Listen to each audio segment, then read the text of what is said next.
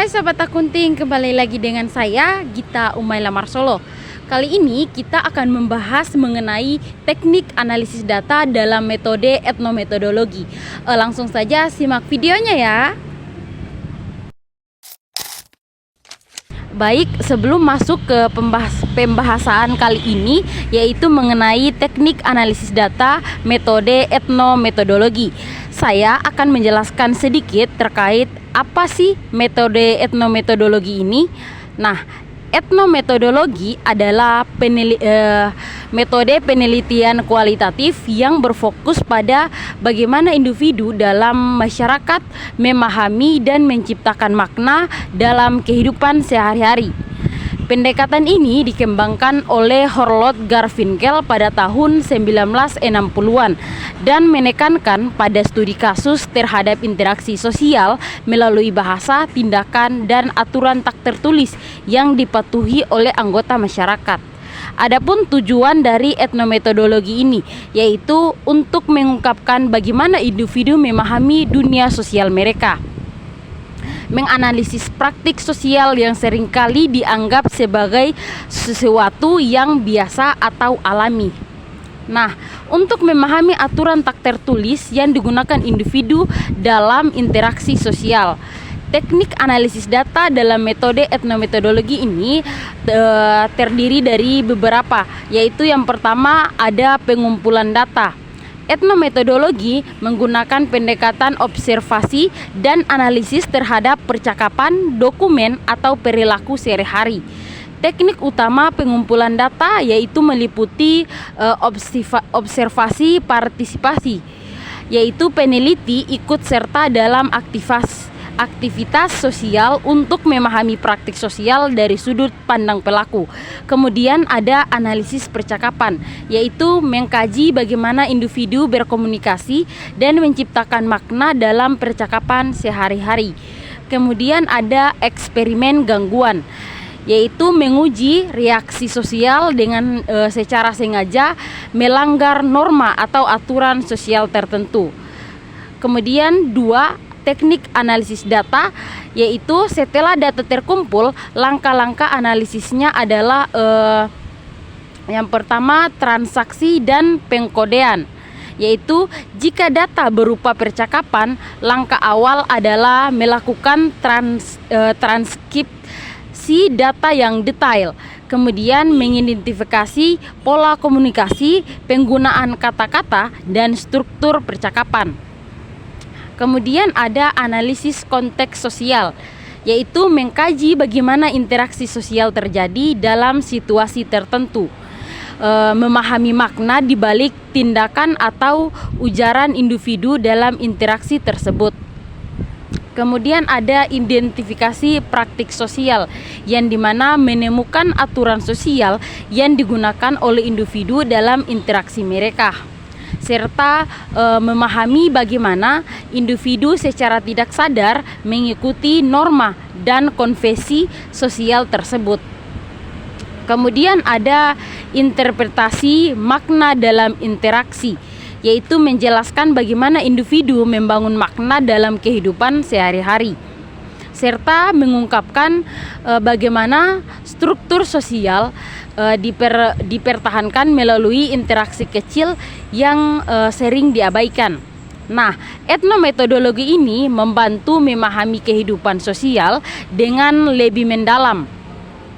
Metode ini menyoroti aturan tak terlihat yang membentuk interaksi sosial. Analisis percakapan dan eksperimen gangguan adalah teknik utama dalam pendekatan ini. Nah, setelah memahami dasar-dasar etnometodologi ini dan teknik analisisnya, kita akan melanjutkan dengan penerapan lebih lanjut tentang metode ini serta contoh dari studi kasus. Pertama, penerapan teknik analisis metode etnometodologi dalam penelitian. Teknik analisis data dalam etnometodologi dapat diterapkan dalam berbagai bidang seperti studi interaksi di tempat kerja, yaitu menganalisis bagaimana karyawan berkomunikasi dalam rapat atau diskusi informal. Kemudian memahami bagaimana norma-norma organisasi diikut dalam interaksi sehari-hari. Kemudian ada penelitian dalam dunia pendidikan, yang dimana mempelajari bagaimana guru dan siswa membangun makna dalam proses belajar mengajar, serta mengamati bagaimana aturan kelas dijalankan secara implisit dalam interaksi guru serta siswa ini. Kemudian ada kajian media dan teknologi komunikasi, yaitu menganalisis bagaimana individu berkomunikasi melalui media sosial atau aplikasi pesan singkat, dan memahami bagaimana norma sosial berkembang dalam komunikasi digital.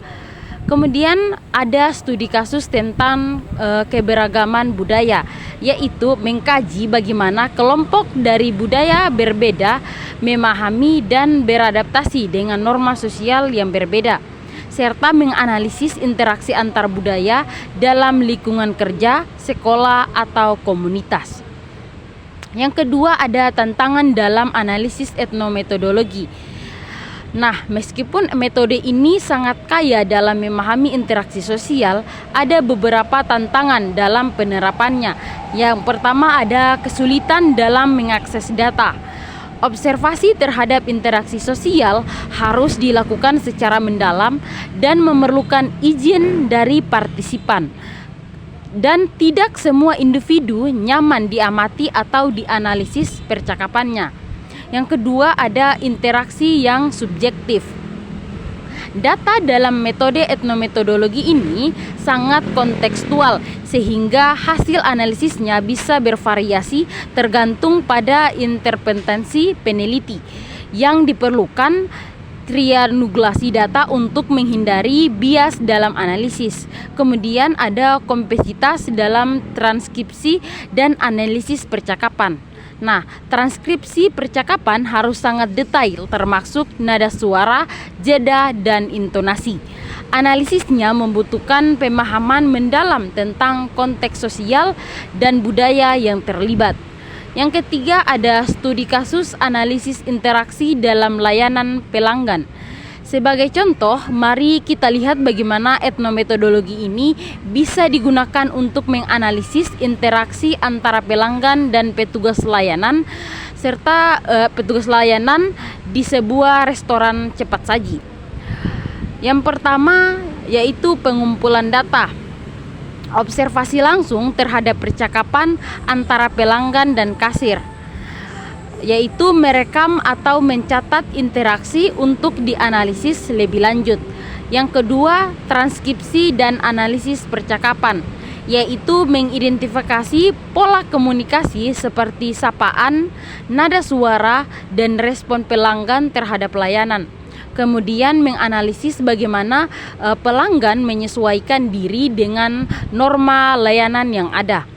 Yang ketiga ada interpretasi makna sosial, yaitu mengungkapkan bagaimana norma kesopanan dan aturan tak tertulis membentuk pengalaman pelanggan, serta menemukan bagaimana perbedaan budaya mempengaruhi ekspektasi terhadap layanan. Kemudian ada pun hasil yang bisa diperoleh, yaitu cara pelanggan berinteraksi dengan kasir dapat mencerminkan norma sosial yang lebih luas, serta variasi dalam cara pelanggan menyampaikan permintaan bisa dipengaruhi oleh latar belakang budaya dan pengalaman mereka. Nah, setelah memahami penerapan, tantangan, dan studi kasus etnometodologi, kita akan melanjutkan dengan penguatan konsep melalui strategi penguatan data, contoh penelitian lebih lanjut, serta bagaimana metode ini dapat diterapkan dalam berbagai disiplin ilmu. Yang pertama ada penguatan data dalam analisis etnometodologi, yaitu untuk meningkatkan validitas dalam ketajaman analisis dalam etnometodologi. Ada beberapa teknik yang dapat digunakan, yaitu yang pertama ada triangulasi data, yaitu untuk menggunakan berbagai sumber data seperti wawancara, observasi, dan dokumen tertulis untuk membandingkan temuan. Contohnya, jika peneliti interaksi di kelas bisa membandingkan catatan observasi dengan transkrip percakapan dan wawancara dengan siswa serta guru. Kemudian yang kedua yaitu analisis berulang, yaitu melakukan analisis secara bertahap dengan meninjau kembali data untuk menemukan pola yang mungkin terlewat sebelumnya. Contohnya dalam analisis layanan pelanggan, yaitu meninjau kembali interaksi pelanggan dalam berbagai situasi untuk melihat pola komunikasi yang konsisten. Yang ketiga, member checking, yaitu melibatkan partisipan dalam meninjau hasil analisis untuk memastikan interpretasi sesuai dengan pengalaman mereka. Contohnya dalam penelitian komunikasi di tempat kerja, yaitu meminta karyawan untuk memberikan umpan balik terhadap temuan penelitian. Kemudian ada konteks dan situasi yang berbeda, di mana mengamati interaksi dalam berbagai situasi untuk melihat bagaimana norma sosial berubah. Contohnya, meneliti bagaimana aturan sosial dalam antrean berbeda di bank, restoran cepat saji, dan pelayanan publik. Contoh kedua, penelitian lanjut menggunakan etnometodologi. Beberapa penelitian yang telah menggunakan pendekatan ini menunjukkan bagaimana metode etnometodologi ini dapat diterapkan dalam berbagai bidang. Yang pertama, penelitian dalam dunia digital, yaitu studi tentang percakapan di media sosial. Nah, di sini kita akan menganalisis bagaimana penggunaan Twitter atau WhatsApp berinteraksi dan membentuk norma komunikasi yang baru. Contohnya penggunaan emoji dalam memperjelas maksud dalam percakapan daring, serta etiket dalam komunikasi digital, yaitu meneliti bagaimana orang memahami aturan komunikasi dalam grup WhatsApp seperti kapan boleh menyelah atau meninggalkan grup. Yang kedua, etnometodologi dalam dunia hukum dan kebijakan publik, yaitu menganalisis interaksi dalam ruang sidang, yang dimana mengkaji bagaimana hakim, jaksa, dan pengacara menggunakan bahasa dalam membangun argumen hukum. Contohnya seperti pola interaksi antara saksi dan pengacara saat pemeriksaan sidang, serta pemahaman aturan dalam kehidupan sehari-hari, yaitu meneliti bagaimana masyarakat memahami dan mematuhi aturan lalu lintas tanpa pengawasan langsung dari polisi. Yang ketiga, etnometodologi dalam dunia kesehatan. Komunikasi antara dokter dan pasien, yaitu mengamati bagaimana dokter menjelaskan diagnosis kepada pasien dan bagaimana pasien menafsirkan informasi tersebut. Contohnya, studi kasus tentang bagaimana pasien memahami istilah medis dalam konsultasi. Nah, interaksi dalam layanan gawat darurat, seperti menganalisis bagaimana tenaga medis membuat keputusan cepat dalam situasi darurat berdasarkan interaksi singkat dengan pasien dan tim medis lainnya. Yang ketiga, implementasi etnometodologi dalam disiplin ilmu berbeda. Metode etnometodologi dapat diterapkan di berbagai disiplin ilmu untuk memahami dinamika sosial yang lebih dalam. Ini berikut beberapa contoh penerapan dalam berbagai bidang. Nah, dari pembahasan tadi dapat disimpulkan bahwasanya etnometodologi ini memberikan perspektif unik dalam memahami kehidupan sosial dengan cara yang lebih mendalam, dengan meneliti bagaimana orang secara alami memahami dan mempraktikkan aturan sosial, serta metode ini membantu mengungkapkan aspek tersembunyi dari interaksi manusia. Meskipun memiliki tantangan, teknik analisis metode etnometodologi ini dapat diterapkan dalam berbagai bidang ilmu untuk memahami perubahan norma sosial terutama di era digital.